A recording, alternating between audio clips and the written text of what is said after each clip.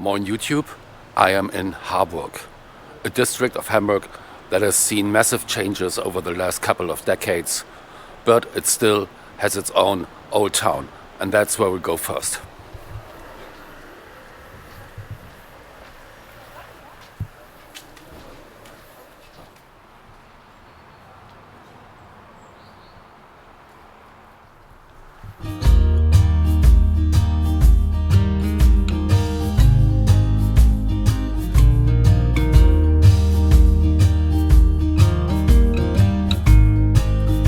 This street, Lämmertwiete, is literally the old town of Harburg.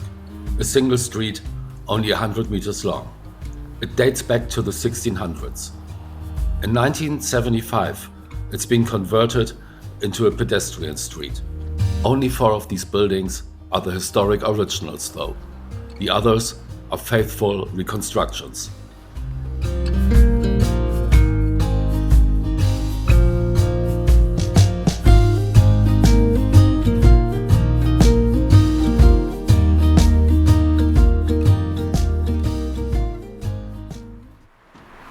And this is it, the old town of Harburg. It's exactly one street. That's pretty much all that is left of the historic town. For a very long time, Harburg was actually its own town. Up until 1927, when it was united with neighboring Wilhelmsburg, creating the town of Harburg-Wilhelmsburg that had actually over 100,000 people. However, that only lasted for about a decade. And then Hamburg just swallowed it up under a Nazi law. And today, Harburg is just a district, a neighborhood in Hamburg.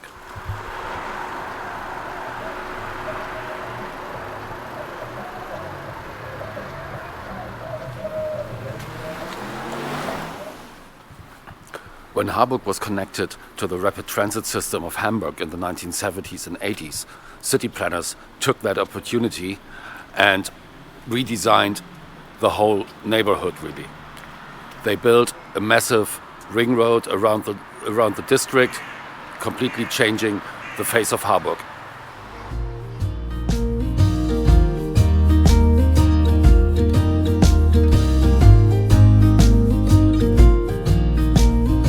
Large parts of Harburg aren't exactly what you would call pretty, but more the result of car-friendly urban planning. But things are changing again.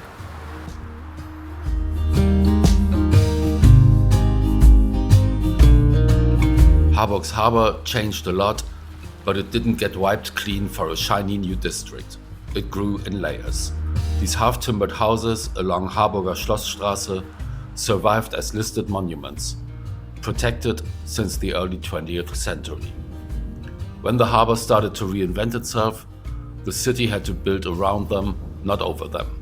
In the 2000s, the old Binnenhafen, once cranes, feedstock and small yards, was reimagined as Channel Hamburg, a mixed quarter of housing, studios and tech offices. The brief wasn't start from scratch, it was stitch the old fabric into something livable. That's why you get this odd but beautiful pairing. Medieval timber next to new brick, glass and metal. Right here between Schlossinsel and Kaufhauskanal, planners laid out new blocks, hundreds of flats in a checkerboard with open spaces, explicitly keeping notable existing buildings in place. If you feel like the modern facades step back to give the old houses air, that's by design.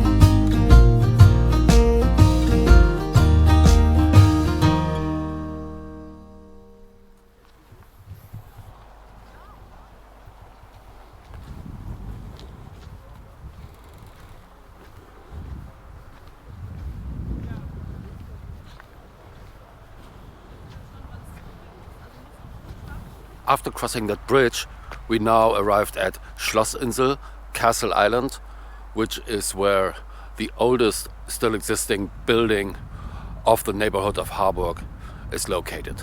Let's go see it.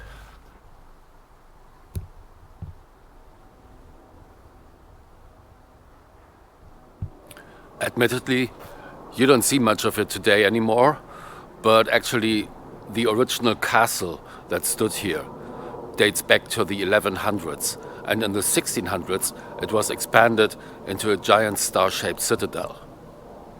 Well, and this is what's left.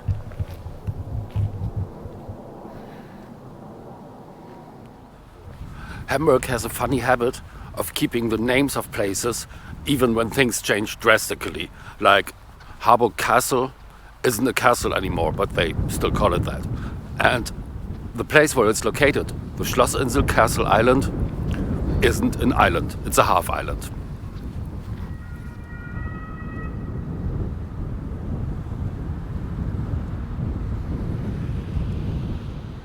Harburg still has quite a lot of gritty, charming industrial structure, but also a lot of that is actually in a pretty sad state.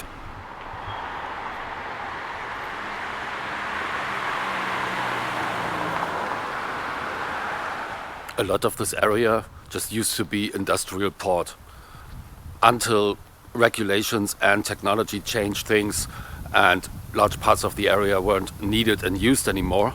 So in the 1990s, city planners got to work.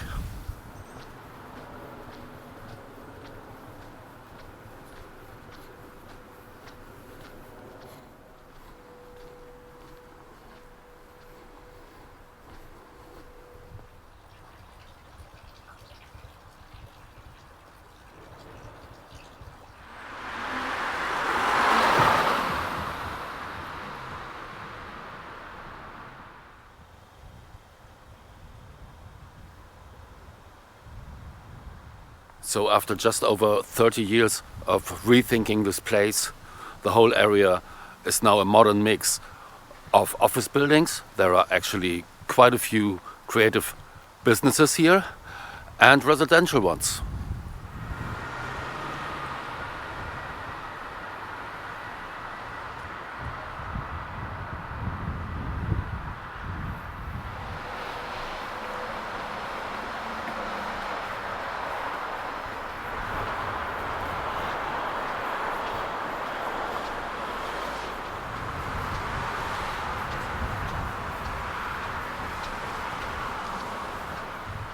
And we're crossing this pedestrian bridge that spans a wide road back into central Harburg.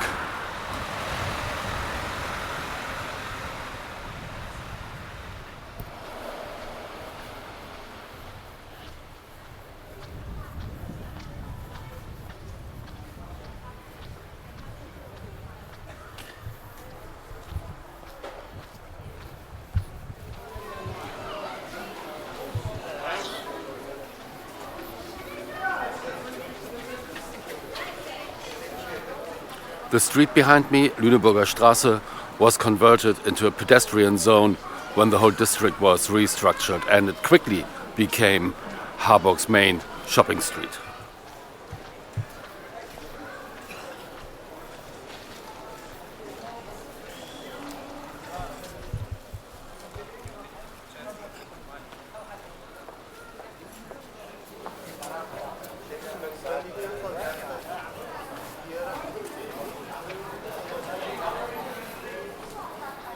Okay, that was my short walk through Harburg.